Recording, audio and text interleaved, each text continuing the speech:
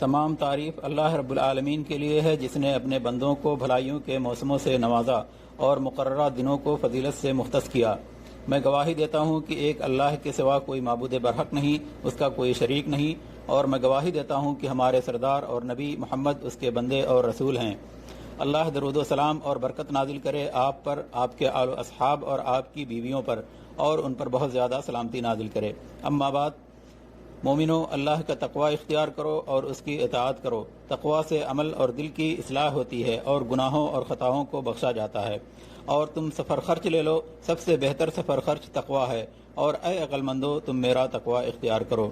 امت مسلمہ، ان دنوں ہم ذی الحجہ کے مبارک مقررہ 10 دنوں سے شاد کام ہو رہے ہیں۔ اللہ تعالیٰ نے ان کی قسم کھائی ہے اور انہیں دیگر دنوں پر فضیلت بخشی ہے۔ سعادت مند وہ ہے جو انہیں غنیمت جانے اور ان کے جھونکوں کے درپے ہو۔ سنن ابن ماجہ میں ہے کہ آپ صلی اللہ علیہ وسلم نے فرمایا، کوئی بھی دن ایسا نہیں جس میں نیک عمل اللہ کے نزدیک ان دنوں سے زیادہ محبوب ہو۔ ان میں وہ اسلامی شعائر جمع ہو گئے ہیں جو دوسرے دنوں میں اکٹھا نہیں ہوتے ہیں۔ ان میں قربانی کا دن اور حج اکبر کا دن ہے جو اللہ تعالیٰ کے نزدیک سب سے عظیم دن ہے۔ اسی طرح ان میں عرفہ کا دن ہے، اس میں ہمارا رب جل وعلا آسمان دنیا کی طرف اپنے جلال، کبریا اور عظمت کے شایان شان نزول فرماتا ہے اور عرفہ والوں پر فرشتوں کے سامنے فخر کرتا ہے۔ اس دن اللہ تعالیٰ اپنی مخلوق کو آگ سے سب سے زیادہ آزادی دیتا ہے، خواہ وہ عرفہ میں ٹھہرنے والوں میں سے ہو یا باقی شہروں کے وہ مسلمان ہوں جو عرفہ میں ٹھہرے ہوئے نہیں ہیں۔ غیر حاجیوں کے لیے یوم عرفہ کے روزے سے اللہ تعالیٰ پچھلے 1 سال اور اگلے 1 سال کا گناہ معاف کر دیتا ہے۔ ان دنوں سب سے عظیم اعمال میں سے بیت اللہ الحرام کا حج ہے، اس شخص کے لیے جو یہاں تک پہنچنے کی استطاعت رکھے، اور حج مبرور کا بدلہ بس جنت ہے۔ اور حج تبھی مقبول و مبرور ہوگا جب حج کرنے والا اللہ کی توحید بجا لانے والا اور اس کے رسول صلی اللہ علیہ وسلم کی تابعداری کرنے والا ہو۔ اللہ تعالیٰ کی توحید حج کے سب سے عظیم اور جلیل القدر مقاصد میں سے ہے۔ حج احرام میں داخل ہونے سے لے کر مسجد الحرام کو الوداع کہنے تک اپنے زمان و مکان، اپنے شعائر و اعمال اور اذکار کے ساتھ پورا کا پورا اللہ کی توحید ہے۔ حج اور دیگر عبادت میں کوئی بھی چیز اللہ کی توحید و تعظیم اور ذکر پر فائق نہیں ہے۔ مسند امام احمد میں ہے کہ نبی صلی اللہ علیہ وسلم نے فرمایا، کعبہ کا طواف، صفا و مروہ کے درمیان سعی اور جمرات کو کنکری مارنا صرف اللہ تعالیٰ کا ذکر قائم کرنے کے لیے ہی مقرر کیا گیا ہے۔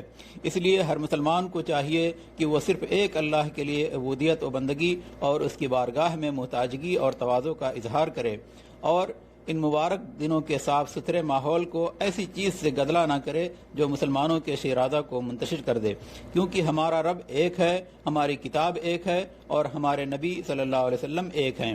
چنانچہ تقوی کے بغیر نہ کسی عربی کو کسی اجمی پر اور نہ کسی گورے کو کسی کالے پر کوئی فضیلت ہے۔ اے لوگو، ہم نے تم سب کو ایک ہی مرد و عورت سے پیدا کیا ہے، اور اس لیے کہ تم آپس میں ایک دوسرے کو پہچانو، کنبے اور قبیلے بنا دیے ہیں۔ اللہ کے نزدیک تم سب میں باعزت وہ ہے جو سب سے زیادہ ڈرنے والا ہے۔ یقین مانو کہ اللہ دانا اور باخبر ہے۔ بھائیو، اللہ تعالیٰ نے جیسے اپنی توحید اور اپنے لیے عبادت کو خالص کرنے اور اپنے رسول صلی اللہ علیہ وسلم کی تابعداری کرنے کا حکم دیا ہے، ویسے ہی اس نے اپنے ساتھ چھوٹے بڑے اور ظاہر و پوشیدہ شرک سے ڈرایا ہے، کیونکہ اللہ تعالیٰ کے ساتھ شرک سب سے سنگین اور بھیانک گناہ اور سب سے بڑا اور عظیم جرم ہے۔ یہ وہ گناہ جسے رب جل وعلا معاف نہیں کرے گا اور جس کی وجہ سے اعمال اکارت جائیں گے۔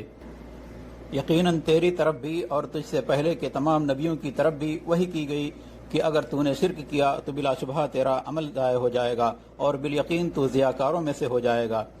صحیح مسلم میں جابر رضی اللہ عنہ سے روایت ہے، وہ کہتے ہیں کہ نبی صلی اللہ علیہ وسلم کے پاس ایک آدمی آیا اور پوچھا، اے اللہ کے رسول، 2 واجب کرنے والی چیزیں کیا ہیں، یعنی جنت یا جہنم کو واجب کرنے والی؟ تو آپ نے فرمایا، جو اللہ کے ساتھ شریک نہ ٹھہرا کر مرے وہ جنت میں جائے گا، اور جو اللہ کے ساتھ کسی چیز کو شریک ٹھہرا کر مرے وہ جہنم میں جائے گا۔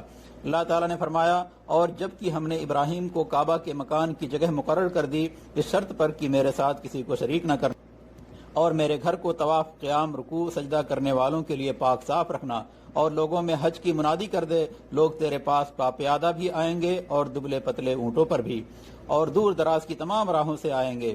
اللہ میرے لیے اور آپ کے لیے قرآن و سنت میں برکت دے اور مجھے اور آپ کو ان کی آیات اور حکمت سے فائدہ پہنچائے۔ میں اپنی یہ بات کہہ رہا ہوں اور اللہ سے اپنے لیے اور آپ کے لیے مغفرت طلب کرتا ہوں، آپ اس سے مغفرت طلب کریں، بے شک وہ بڑا بخشنے والا ہے۔ الحمدللہ، تمام تعریف اللہ کے لیے ہے جس نے اپنے گھر کعبہ کو لوگوں کے لیے بار بار آنے کی جگہ اور امن کا مرکز بنایا۔ میں گواہی دیتا ہوں کہ ایک اللہ کے سوا کوئی معبود برحق نہیں، اس کا کوئی شریک نہیں، اور میں گواہی دیتا ہوں کہ ہمارے سردار اور نبی محمد اللہ کے بندے اور رسول ہیں۔ اللہ نے آپ صلی اللہ علیہ وسلم کو قیامت سے پہلے خوشخبری دینے والا اور ڈرانے والا بنا کر بھیجا۔ اللہ آپ پر، آپ کے آل و اصحاب پر، ازواج مطہرات پر اور قیامت تک ان کی پیروی کرنے والوں پر درود و سلام اور برکتیں نازل فرمائے۔ اما بعد، مومنو، ان دنوں جن میں زمان و مکان کی فضیلت جمع ہو گئی ہے، نیک اعمال میں سے ایک عظیم عمل اللہ کے مہمانوں کی خدمت ہے۔ اللہ تعالیٰ نے اس مملکت سعودی عرب پر بڑا فضل فرمایا ہے کہ اسے اپنے گھر کی تعمیر و ترقی، اس کے مہمانوں کی تکریم اور حرمین شریفین کی دیکھ بھال، حجاج و معتمرین اور زائرین کی خدمت، ان کی عبادت کو آسان بنانے اور ان کے امن و سلامتی کے تحفظ کی سعادت عطا کی ہے۔ یہ سب خادم حرمین شریفین اور ان کے ولی عہد کی خصوصی نگرانی اور توجہ کے تحت انجام پاتا ہے۔ اللہ انہیں اسلام اور مسلمانوں کی طرف سے بہترین بدلہ عطا فرمائے اور ان تمام خدمات کو ان کے اور بیت اللہ کے حاجیوں کے خدمت گزاروں کے میزان حسنات میں شامل کرے۔ مومنوں، جو لوگ مشاعر مقدسہ کا رخ کریں ان پر لازم ہے کہ حج اور عمرہ کے شعائر کی تعظیم کریں، مشاعر مقدسہ کی ہیبت کو محسوس کریں اور شریعت کے مقاصد کا خیال کریں، اور تعلیمات اور قوانین کی پابندی کریں جنہیں لوگوں کی سلامتی اور عام بھلائی کے لیے مقرر کیا گیا ہے۔ بغیر اجازت نامے کے حج کرنا نہایت باریک بینی سے مقرر کیے گئے اعلیٰ انتظامات کی خلاف ورزی ہے۔ یہ دوسروں کے حقوق پر زیادتی ہے اور مسلمانوں کو تکلیف پہنچانے کا سبب ہے۔ اس کا نقصان صرف مخالف تک محدود نہیں ہے بلکہ دوسروں تک بھی پہنچتا ہے۔ سنن ابن ماجہ میں رسول اللہ صلی اللہ علیہ وسلم کا فرمان ہے، نہ خود نقصان پہنچاؤ اور نہ بدلے میں نقصان پہنچاؤ۔ اس کے بعد مومنوں، جان لو کہ اللہ تعالیٰ نے تم کو ایک باوقار حکم دیا ہے جس میں اس نے اپنی ذات سے شروع کرتے ہوئے فرمایا، بے شک اللہ اور اس کے فرشتے نبی پر درود بھیجتے ہیں، اے ایمان والو تم بھی ان پر درود بھیجو اور خوب سلام بھی پڑھتے رہا کرو۔ اے اللہ، محمد صلی اللہ علیہ وسلم، آپ کی ازواج مطہرات اور ذریت پر درود نازل فرما جیسا کہ تو نے آل ابراہیم پر درود نازل فرمایا، اور محمد پر، آپ کی ازواج مطہرات اور ذریت پر برکت نازل فرما جیسا کہ تو نے آل ابراہیم پر برکت نازل فرمائی، بے شک تو لائق حمد و بزرگی۔ اے اللہ، خلفائے راشدین ابو بکر، عمر، عثمان اور علی رضی اللہ عنہم سے، تمام صحابہ کرام، تابعین سے اور اچھی طرح ان کے نقش قدم پر قیامت تک چلنے والوں سے راضی ہو جا، اور ہم سے بھی راضی ہو جا اپنے فضل و کرم اور جود و سخا سے، اے ارحم الراحمین۔ اے اللہ، اسلام اور مسلمانوں کو غلبہ عطا فرما، اس ملک کو امن، سکون، خوشحالی اور فراوانی کا گہوارہ بنا، اور تمام مسلم ممالک کو بھی، اے اللہ، ہمارے وطن کو امن عطا فرما، ہمارے امام و حکمراں کو حق کے ساتھ تقویت دے۔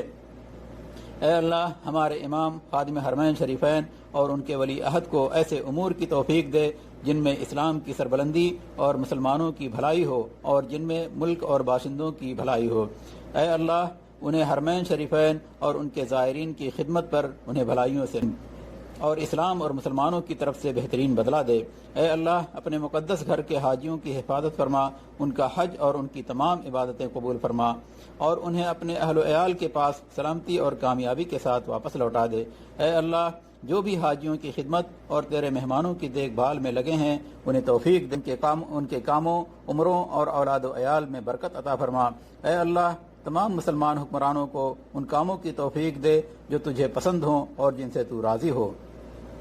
اے اللہ، ہمارے دین، ہماری قیادت اور ہمارے امن کی حفاظت فرما۔ اے اللہ، ہمارے سیکورٹی اہلکاروں اور سرحدوں پر پہرا دینے والوں کی مدد فرما۔ اے اللہ، انہیں اپنے اور ان کے دشمن پر غلبہ عطا فرما۔ اے قوی و عزیز، اے اللہ، فلسطین میں ہمارے بھائیوں کے غموں کو دور کر دے۔ اے اللہ، ان کا معین و مددگار، مؤید اور سہارا بن جا۔ اے اللہ، مسجد اقصیٰ کو ظالموں کے ظلم اور قابضوں کی زیادتی سے محفوظ فرما۔ اے اللہ، اسے قیامت کے دن تک سربلند اور معزز بنا کر رکھ۔ اے اللہ، مسلمان مردوں اور عورتوں، مومن مردوں اور عورتوں، زندہ اور فوت شدہ سب کی مغفرت فرما۔ اے ہمارے رب، ہمیں دنیا میں بھلائی عطا فرما اور آخرت میں بھی بھلائی عطا فرما اور ہمیں آگ کے عذاب سے بچا۔ سبحان ربک رب العزت عما یصفون وسلام علی المرسلین والحمد للہ رب العالمین۔